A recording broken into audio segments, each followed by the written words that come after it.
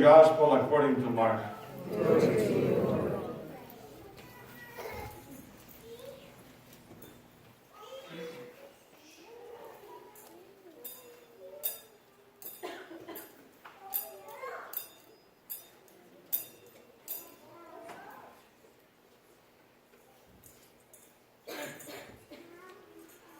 The Pharisees approached Jesus and asked, "Is it lawful for a husband to divorce his wife?" They were testing him. He said to them in reply, "What did Moses command you?" They replied, "Moses permitted a husband to write a bill of divorce and dismiss her." But Jesus told them, "Because of the hardness of your hearts, he wrote you this commandment. But from the beginning of creation, God made them male and female. For this reason, a man shall leave his father and mother and be joined to his wife, and the two shall become one flesh. So they are no longer two, but one flesh. Therefore, what God has joined together, no human being must separate." In the house, the disciples again questioned Jesus about this. He said to them, "Whoever divorces his wife and marries another commits adultery against her. And if she divorces her husband and marries another, she commits adultery." And people were bringing children to him that he might touch them. But the disciples rebuked them. When Jesus saw this, he became indignant and said to them, "Do not prevent them, for the kingdom of God belongs to such as this. Amen, I say to you, whoever does not accept the kingdom of God like a child will not enter it." Then he embraced them and blessed them, placing his hands on them. The Gospel of the Lord. Praise to you, Lord Jesus Christ.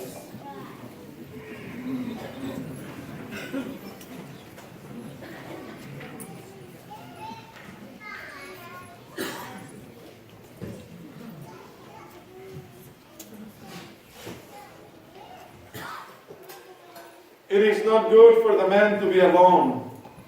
I will make a suitable partner for him. We always have to go back to Genesis, specifically when we're reflecting on marriage as the gospel, the first reading, and the psalm clearly present to us. Always have to go back to Genesis. And the stories that we're most familiar with, since we're children, we're told the story of creation. But I think with the blur of our culture that we live in, sometimes we forget the basics. So we have to always go back to creation. Why marriage at all? Why at all? It's an antidote. Pope Benedict, in his wisdom, he would refer to loneliness, the loneliness that the man experienced. That God in creation said it is not good for him to be alone.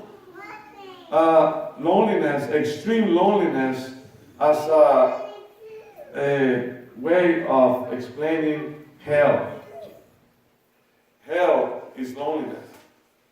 The human heart was created by God to love, and not to love superficially, but to love deeply, to be open to the life of another and let someone else enter into your life. We always have to go back to creation because loneliness is not good in any life. We're meant to love. And that's why God, from the beginning, He tried to realizing that it was not good for Him to be alone. He created all these creatures for Him, like looking for a pet. But none of them were suitable partners for the man, says the book of Genesis. Nothing can satisfy the loneliness. I think in our culture today, we are so used to loneliness as being part of the culture, which is interesting because as the world expands and communications are fast going anywhere, we can be everywhere kind of at the same time, instantaneously, by means of technology. But in our culture today, loneliness is on the rise. It keeps increasing. He tells us a lot because there is a part of our hearts that's looking for that love, but at the same time, our culture presents to us a challenge of not enough love.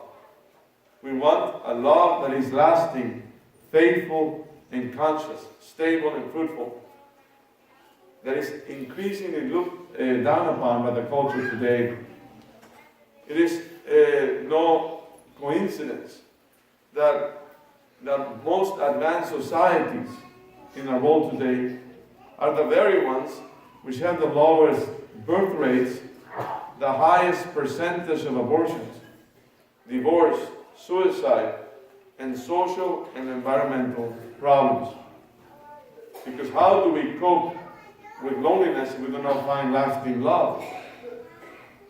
Committed love. I personally think it's the decrease on the value of marriage that is at the roots of many of the social ailments that we see in our culture today. Precisely because it is a solution to that loneliness. We try to cope with it in a different way, and it doesn't work. The question that was posed to Jesus is a trick question that was given to him by the Pharisees. Is it lawful for a husband to divorce his wife? He's telling the question itself because then was controversial as it is today. The same controversies on marriage are about the legality of the institution, whether a marriage is legal. So the question that the Pharisees pose is an interesting one. Is it lawful? They're not asking, is it right? Is it wrong? He's asking if it's legal. I'm bringing that because in our culture today, legally, the definition of marriage is changing. The legal definition of marriage is fluid. As if somehow the government institutes marriage and has the power to marry. So when they present a question to Jesus about the legality of the question, Jesus asked them knowingly, what did Moses command you? Jesus knows the answer, but he's trying to draw the Pharisees to the conclusion. So they reply, Moses permitted a husband to write a bill of divorce and dismiss her. Are you teaching the same thing? That's basically the question that the Pharisees are asking Jesus. But Jesus told them, because of the hardness of your hearts, he wrote this commandment. In other words, he's saying, God did not write that commandment, Moses did. And he's wrong. Moses is wrong, Jesus is saying. It's not something that Moses should have done, but people will persist in him. We go back to why Moses wrote it, is because people were complaining. Then, as they do today. The indissolubility of marriage. My English my tongue gets all twisted. Marriage is, you cannot split marriage.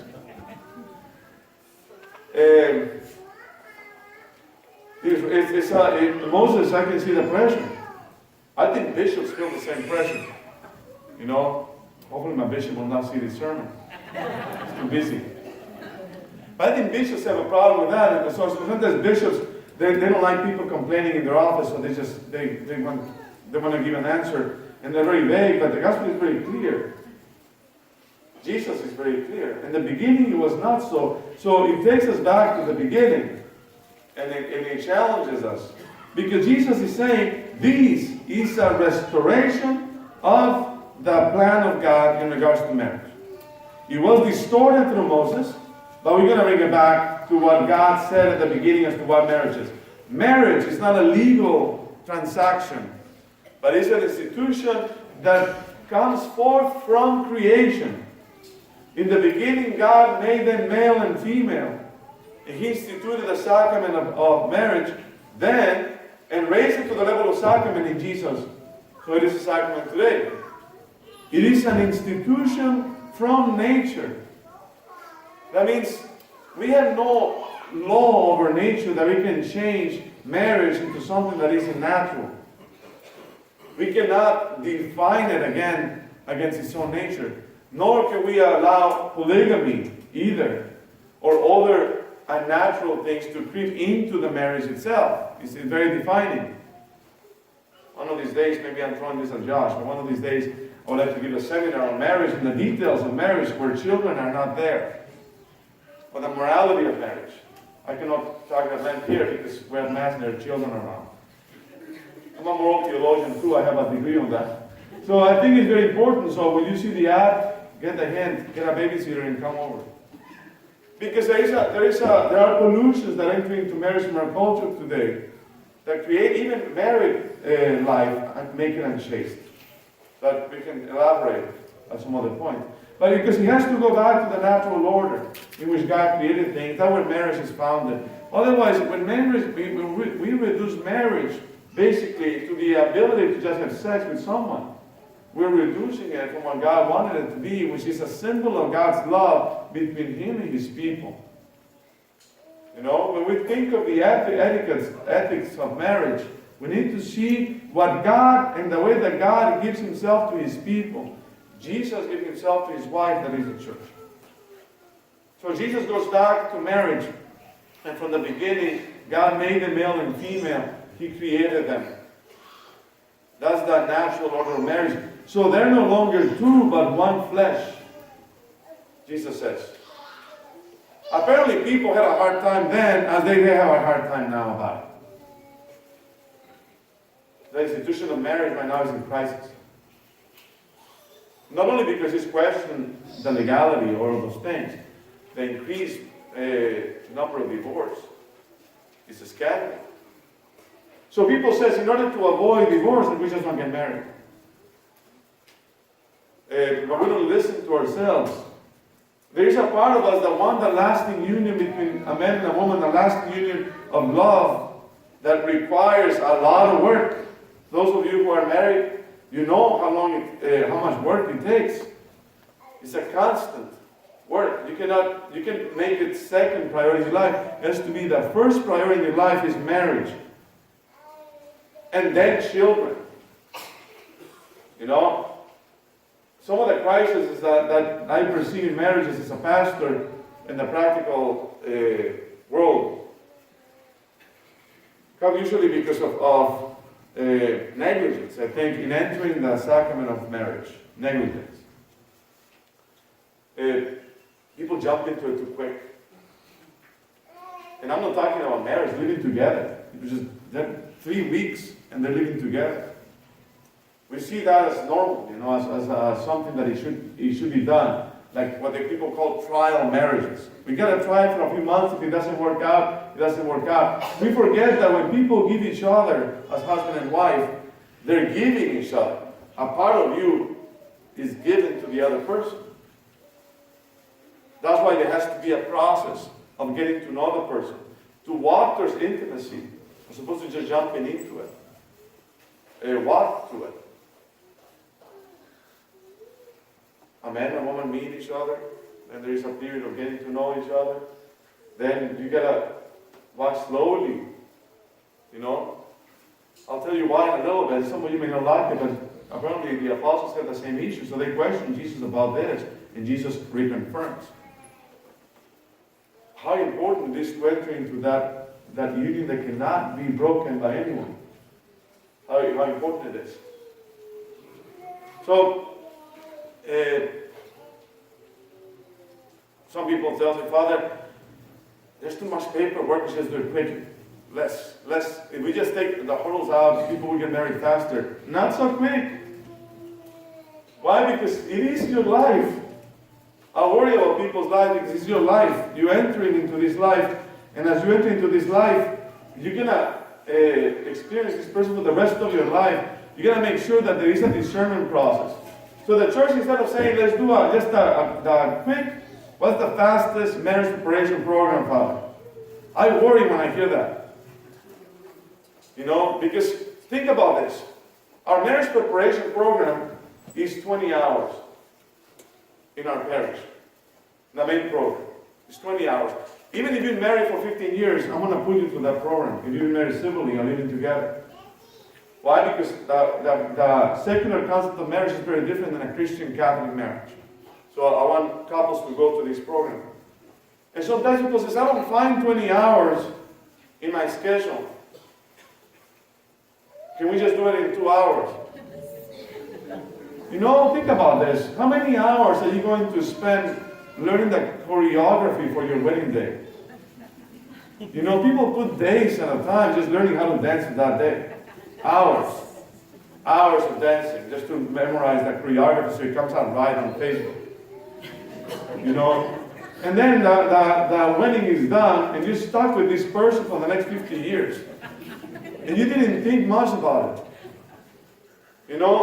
What I like to call marriage by inertia is a sin. Marriage by inertia is when you just let the gravitational forces of chance bring you into the union. I like to work with couples, and I like to work with them, and have people work with them. Because at the 20 hours, they had to meet with me for about 10 times. And I want to work with a couple. Not because I don't want their success, but on the contrary, because I want their sanctification. I want to make sure that they're going through this and they know what they're getting into. But it's very hard to do it when the relationship comes loaded by gravitational forces. And one of the questions the priest asked during the ceremony is, are you here without pressure from anyone or anything? And they would like to accelerate the process. The problem is this. When people have children before they get married, or living together before they get married, the problem is that the question of whether this is God's union or just the gravitational forces of passion comes to play. There's a special formulary that I have to follow as a pastor. Because are you getting married because you have children? Pressure from anyone, that's your children too, or anything. Will you get married just because you have children, or just because you already have a mortgage and car payments together? That's pressure from anyone or anything. So sometimes in discerning the couples to get married, we have to walk through that, to discern that those things, whether those things are adding pressure to them. I know couples sometimes, they meet each other, a week later they're living together, they're sharing car payments within a month. And they didn't go through that discernment process. And then when they want to get married with me, I had to discern them out of that relationship. Because it's unhealthy. Sometimes it's filled with infatuations and other adolescent attitudes in the relationship that were never matured. So sometimes we marry with couples as I'm preparing for marriage, I have to explain to them what an annulment is. So that they know what an annulment is. So make sure that there is no figure crossing here for an annulment in the future. Nowadays I have to explain to them what an annulment is so that they understand what they're getting into. It's clear, and I put it in their files. See, one day, 20 years down the line, they say, well, Father didn't tell us this. Well, it is in your file, it will be there for 100 years. That I walked you through it and I told you about it. So you cannot blame it on me. I want to make sure people get into it. But that doesn't mean they should take away from the joy of marriage. But on the contrary, it is the commitment that goes with it. It is the commitment that comes with it. So Jesus goes into this as whoever divorces his wife and marries another commits adultery against her. And if she divorces her husband and marries another, she commits adultery. The church has an obligation to proclaim the truth of marriage constantly, in season and out of season. I know it's a hard topic and the sermon is long, but there had to be. So what does the church do? Pope Francis, in trying to face the real challenges that we have as pastors, is asking us to roll up our sleeves, basically. And we have to work with couples one at a time. We have to help couples go through this. Unfortunately, the social media doesn't help, or media doesn't help at all, because sometimes they try to create general rules. They say whether couples should receive communion or not, and when they should receive communion or not. The best thing is to talk to your pastor. You know, a pastor guides the couples and knows what the inner workings or the mechanism of every relationship.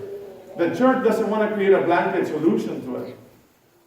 And the Holy Father in his apostolic exhortation is trying to help us not avoid the blanket solution, because that's the easy one. But he's asking us to work with couples, one-on-one. And that's what we're trying to do in our parish. It takes more time, it is more hands-on ministry, but it is more fruitful. Because every situation is different. We cannot just treat it all the same. So we need to work with them so that they can get closer to the Lord. At the end of the day, the Lord wants us to be close to Him, to build a family that is made for sanctification, that we be another Christ, another relationship between Christ and His church, that a married couple exemplifies, that's the word, the union between Jesus and His church. Think about this. A married couple exemplifies for the world. It's a prophetic image for the world. What Jesus does for the church and what the church does for Jesus. What the husband and the wife do is make visible the invisible grace that God works through His church. So it's a topic that is hard, but at the same time it's a topic that is necessary for us to engage. I invite you to pray, especially pray for those who are preparing into marriage, that the Lord may continue to guide their discernment process, because that's what it is. It's a discernment process. We ask the Blessed Virgin Mary, who was the spouse of the Holy Spirit and the spouse of Joseph, she may guide couples to be closer and closer to the Lord. In the name of the Father, and of the Son, and of the Holy Spirit.